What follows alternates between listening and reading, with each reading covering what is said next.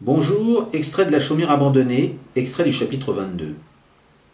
François se coucha ce soir-là en repassant dans sa tête les événements de la journée.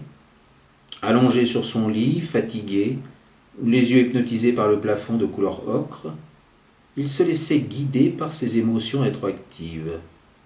Il avait été en contact de près ou de loin avec des gens si dissemblables, si hétérogènes dans leur façon, leur âge, leurs habits, préoccupations et comportements, qu'il retira de ce monde l'image d'une jungle où les fortunes se font et disparaissent, où les vies brillantes sombrent aussi vite dans la perdition, où les misérables traînent leur fardeau comme les tortues leur carapace.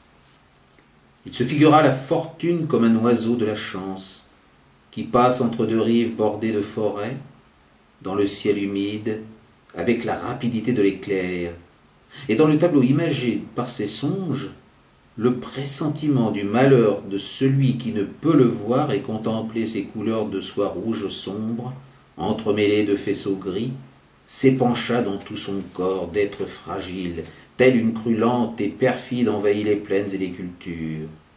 Amélis serait son havre de paix, ce pont entre deux rives, le seul refuge capable de le protéger des pluies et des vents. Il allumerait chaque jour paisiblement les bougies du temple dédié à sa personne, ouvert sur le monde.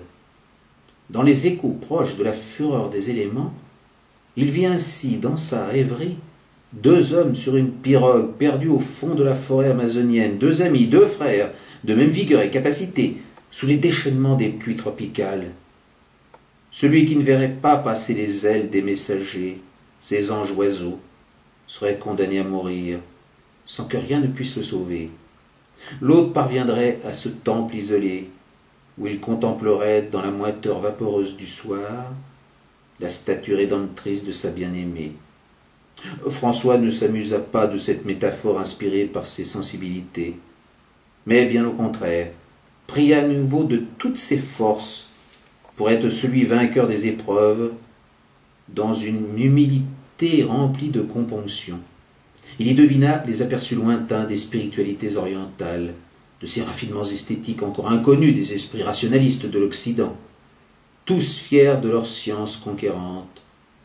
Il y avait aussi du chamanisme en lui, en n'ayant au dîner, pour tout transport, avalé qu'une petite bouillie de petits pois et de carottes. Il se calma comme une prêtresse allégée de ses prophéties, comme un artiste de music hall après s'être donné à son public, et s'assoupit avec l'épuisement du marin sauvé de la tempête.